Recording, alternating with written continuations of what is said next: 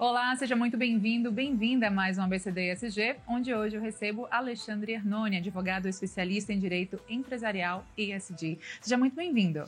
Muito obrigado pelo convite e fico contente em poder falar sobre o tema. Claro, é muito importante essas métricas todas ligadas, né? Governança, sustentabilidade, também a questão social. Instituto Global. Vamos falar primeiramente sobre em que consiste esse instituto, como é o trabalho também ligado a quem é beneficiado por ele. Ok. O Instituto Global ele tem o intuito de disseminar o que o ESG tem de importância para o mercado e para a sociedade.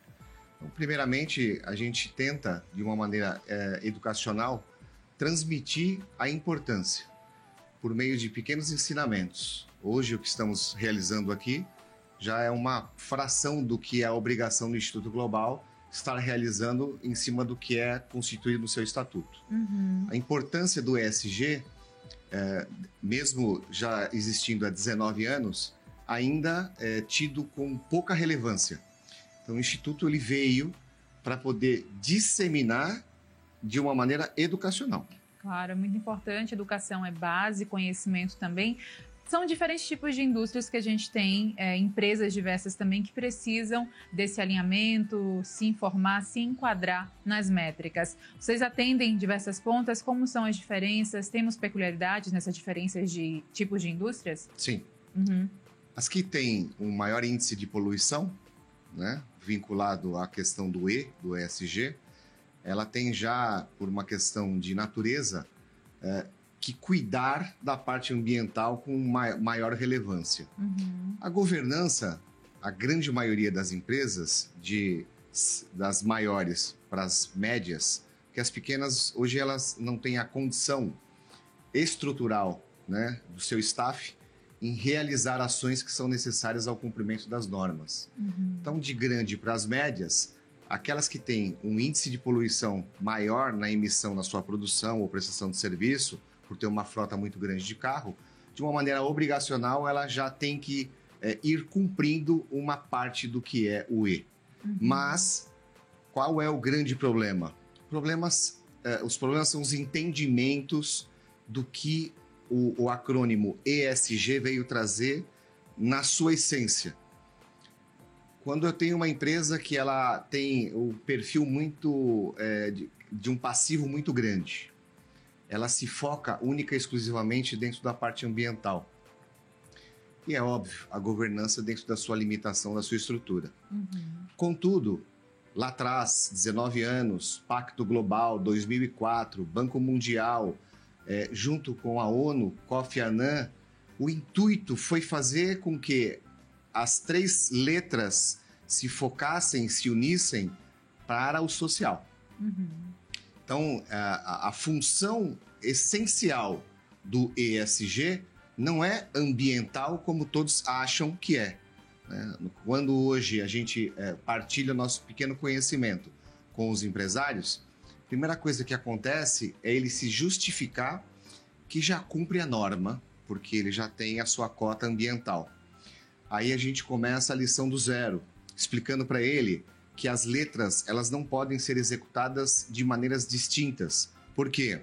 Você tem a governança linkada à questão social, numa parte educacional, que consequentemente trabalha a parte ambiental. Sem educação, não tem a condição ambiental. Então, se polui por ignorância. Essa é a questão. As pessoas não sabem o que compra. As pessoas elas não têm hoje conhecimento que vai comprar qualquer tipo de uma roupa, uma comida, o invólucro, a embalagem, a sacola. Se todos nós fizermos a sua lição de casa e nos atermos que se faz necessário hoje todo o material ser reciclável e na cadeia de responsabilidade as empresas cumpram, o meio ambiente fica limpo sem ter a condição dessa apologia a só a questão do meio ambiente. Porque, volto a dizer, a parte social é o que importa. Se nós não cuidarmos de pessoas, tudo não tem sentido. Sim. Né? Não adianta eu estar muito preocupado com a floresta. Ah, é muito bacana, né? Porque, olha, efeito estufa, mudança do clima. Mas do tamanho que é disseminado a parte ambiental, nós tínhamos que disseminar o volume de pessoas no mundo que passam fome. Uhum. Sim, claro, faz todo sentido. Que é muito maior do que o número de árvores que são derrubadas. Por quê? A questão de derrubar árvores é um pequeno nicho. As indústrias não derrubam árvores. Né? Então, tem um setor que deve ser fiscalizado. Ponto final. Sim. Né? Agora, e essas milhões de pessoas que não têm o que comer? Por que elas estão nessa situação? Porque não existe o cuidado da sociedade.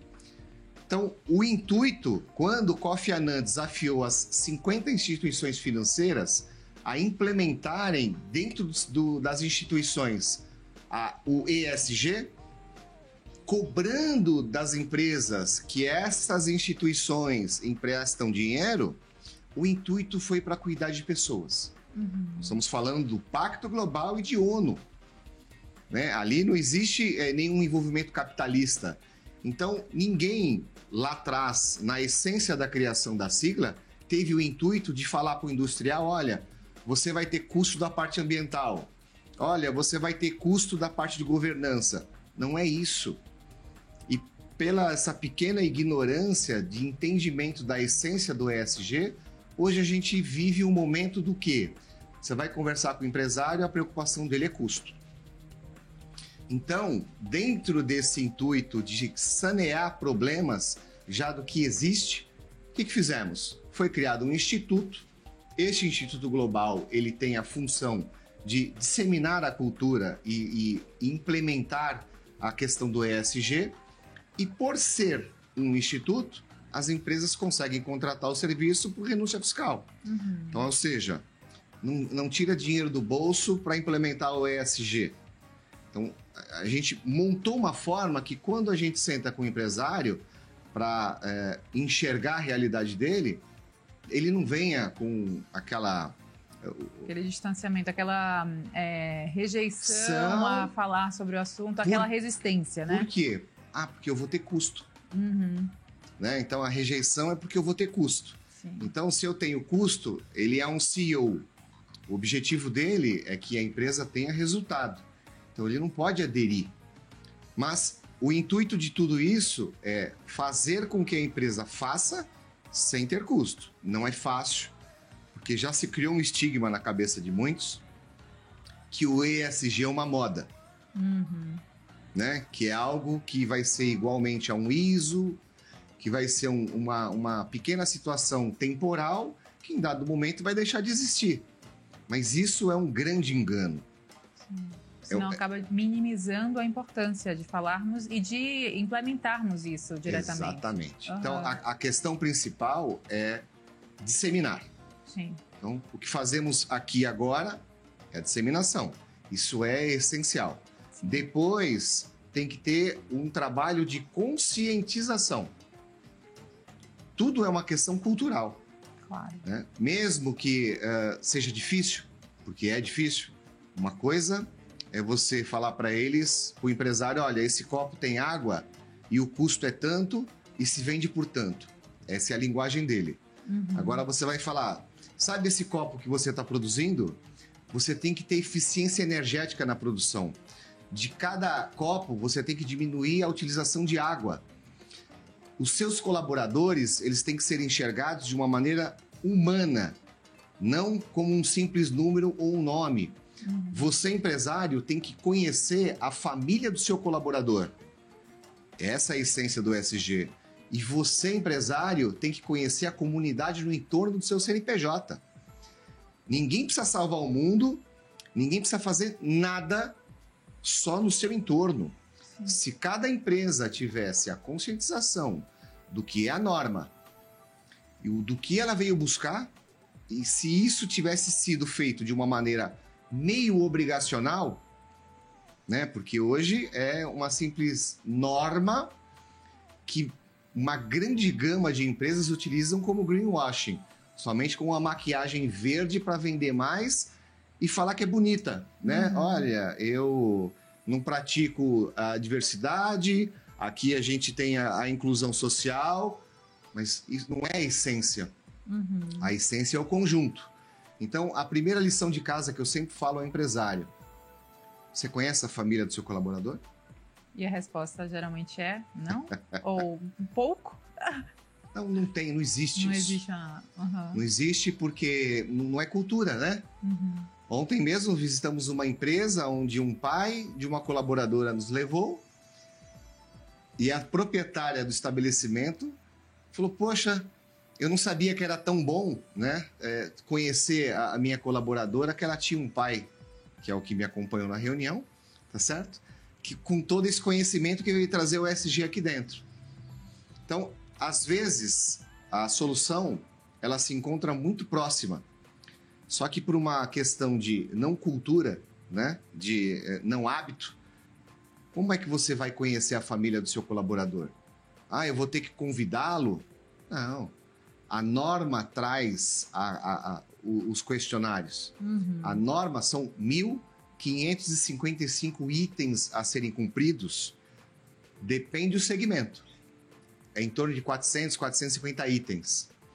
E aí, uma questão que temos que nos ater. A norma existe, agora existe uma regulamentação? Existe uma maneira de fazer com que o empresário enxergue isso como uma questão que tem que ser incluído? Ainda não.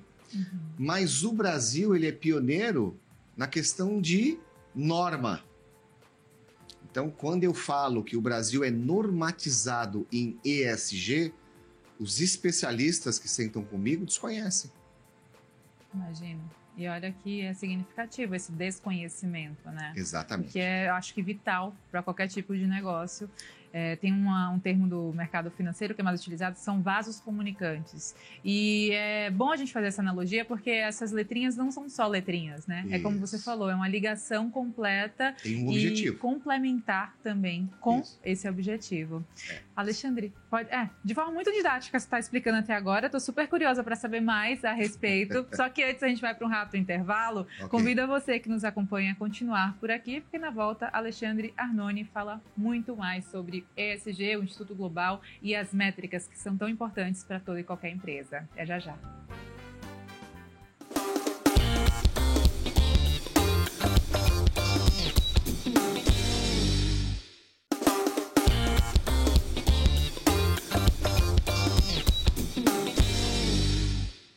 Estamos de volta com a BCD ESG de hoje, que recebe o Alexandre Arnone. No bloco anterior, a gente já falou muito sobre a importância do entendimento da temática ESG, das métricas também em toda e qualquer empresa. E o balanço socioambiental. Alexandre, gostaria que você explicasse mais sobre o que é e a importância desse balanço quando olhamos para o quadro organizacional. Esse é um tema de suma importância quando se fala em ESG no Brasil. O mundo... ele já está muito... O mundo não, desculpa. A Europa e os Estados Unidos já têm um aculturamento muito mais avançado na questão do ESG do que o Brasil. Só que o Brasil, ele não fica para trás, né? Então, ele vê o movimento e ele vem acompanhando. E em duas situações. Então, o que o Brasil fez para que o ESG não fosse simplesmente uma relação de suposições ou vontades? Ela normatizou o que a norma ESG veio trazer de informação e de que forma a empresa ela deve cumprir com as suas obrigações. Contudo, é de total desconhecimento hoje para os especialistas que se dizem ser especialistas de que existe uma norma onde eu consigo transformar o que eu escrevo dentro dos meus relatórios de sustentabilidade num balanço socioambiental, que nada tem a ver com o balanço da empresa. É um documento que se transcreve em números daquilo que se aplica. Por que hoje isso é pouco noticiado? Primeiro, porque vai acabar a festa de todas as empresas que se dizem sustentáveis. Esse é o primeiro grande ponto. Então, o Instituto Global, o que ele faz?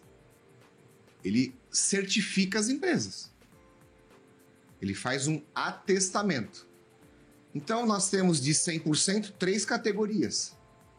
Você pode cumprir 30%, mínimo, ok? De 30% até 51% e de 51% até 100%. São 3 categorias.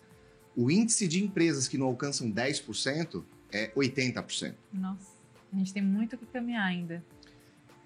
Por quê? Porque se faz algo somente para o marketing.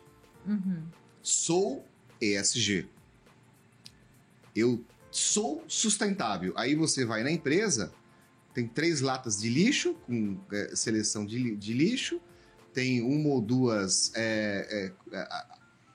situações de treinamento, tá certo? Mas a aplicabilidade da norma na sua essência, fazendo, como eu disse no início do programa, a governança trabalhando em prol do social e o social aprendendo e aplicando para a parte ambiental.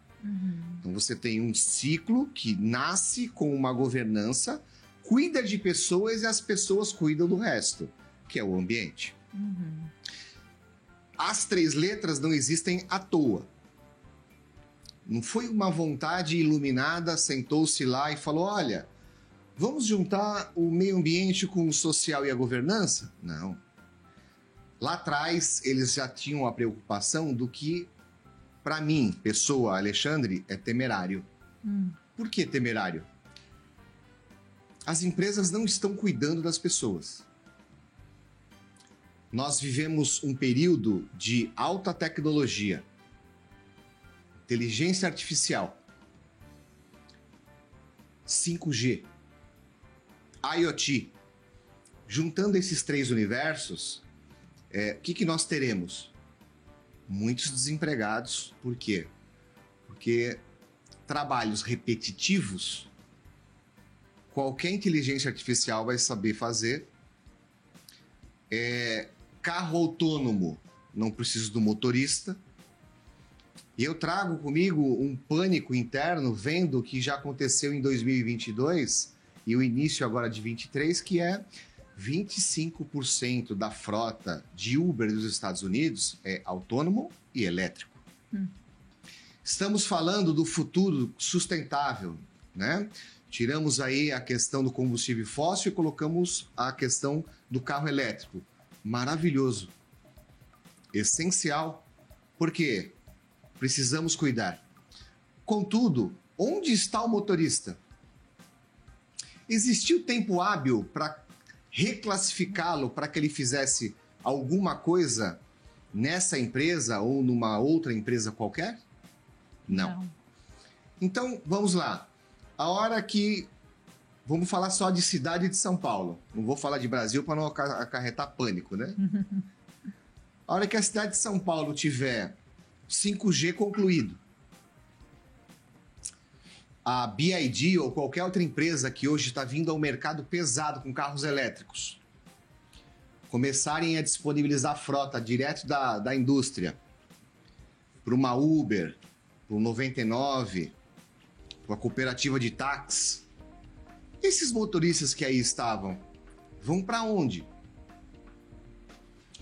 Aí vem empresas chinesas com ônibus, empresas americanas com caminhões autônomos e elétricos. Já existem. Isso não é, isso vai sair o ano que vem. Não, já está desde o ano passado. Só não está aqui porque falta internet. A hora que o 5G estabelecer, o coitado, né, daquele... Uma pessoa que passou 30 anos dentro de uma boleia com o caminhão dele.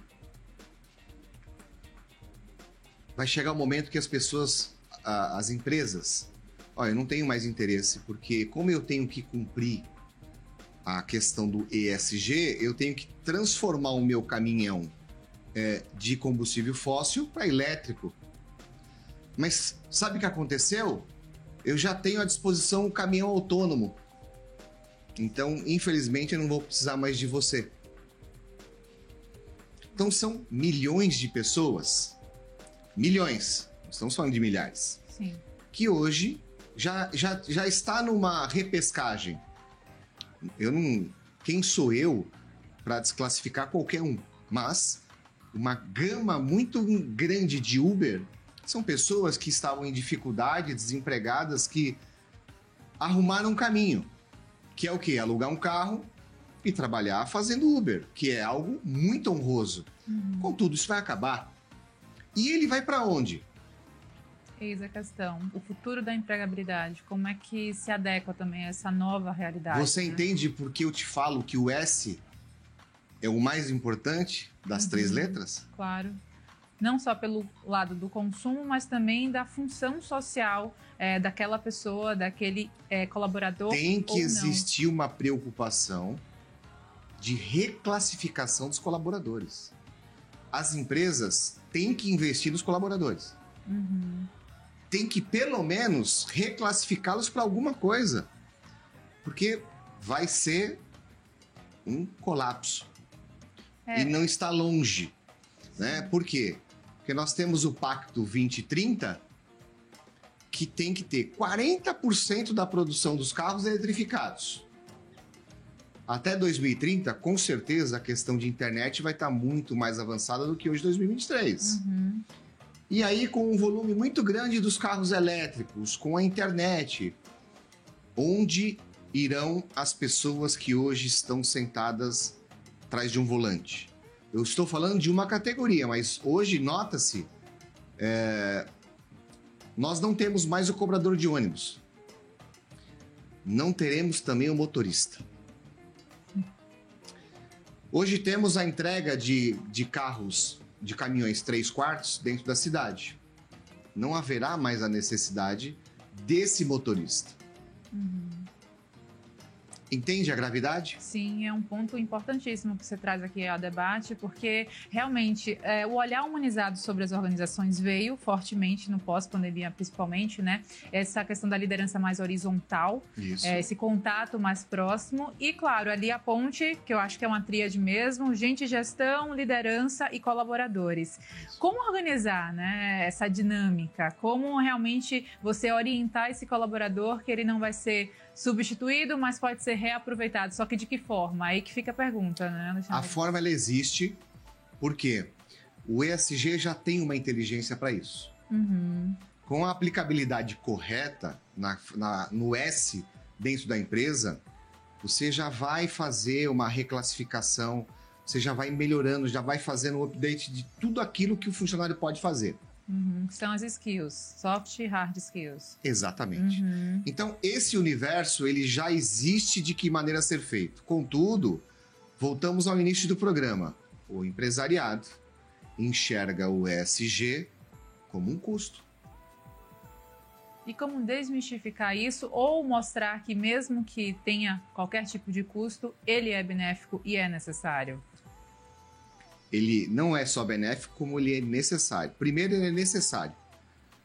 Porque se não acontecer, vão ocorrer muitas coisas desagradáveis. Hoje é óbvio que nós não temos que noticiar a força que é o crime organizado. Mas quem irá aliciar pai de família que não tem emprego, que vai começar a passar fome, quem será? Então, não temos que disseminar isso. Mas tem que ficar a interrogação. Se não fizermos, alguém fará. E aí vai ter um custo para todos. Não é um custo para mim, para você. Não, é para todos. É no mundo, não estou falando de Brasil. Então, essa é uma preocupação que o Instituto Global, na essência da sua criação, veio para disseminar. Então, prestem atenção, empresários. Vocês têm família, têm filho, netos, uma carreira a ser seguida, né? Sucessores. Então, tudo isso tem que ser colocado em pauta para que exista uma análise. Será que é custo? Não. É investimento isso. Claro. Porque vai custar caro no futuro. É uma diferença grande que a gente tem em palavrinhas, né, que trazem esse peso. A gente está no minuto final do programa. Passou tão rápido, mas foi tão bom tê-lo aqui para ouvir de uma forma tão profunda e com um conhecimento que você transparece para a gente. Antes, sua mensagem final, sua dica profissional, fica à vontade. Bom, eu tenho só que falar que todos nós, né, não é só o empresário, temos que entender que o ESG tem que ser respeitado. Então, você vai ao supermercado, você tem que se preocupar com tudo, né? Se existe muito desperdício de energia, se o material que você está comprando, qual é a origem. Dentro da sua casa, você tem que ter práticas também sustentáveis. Então, a mensagem é o quê? Não coloquemos a figura empresarial como o vilão que ele tem. Não. Ele tem a parte dele, nós temos a nossa parte dentro da nossa casa, dentro do nosso trabalho. Então, aqui já nota-se que tem o ESG. Por quê? Não tem a garrafinha plástica. Então, você tem o filtro e um copo de vidro. Já é a coisa que parece mínimo. Mas se todos viessem com a garrafa, todos viessem com um copo plástico, é mais um, é mais um, é mais um. Ah, vou ao toalete, vou ter toalha de papel? Ah, mas ela é reciclável. Não, senhor, é um secador.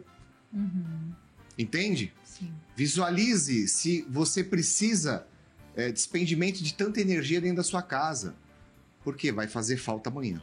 Com certeza. Alexandre Arnone, foi um prazer falar contigo. Prazer é todo meu. Parabéns pelo trabalho. Boa sorte sempre. Até a próxima. Muito obrigado. Para você também que nos acompanha, muito obrigada sempre pela companhia, audiência. Lembro sempre que o programa também fica disponível no YouTube do canal Empreender. Até o próximo.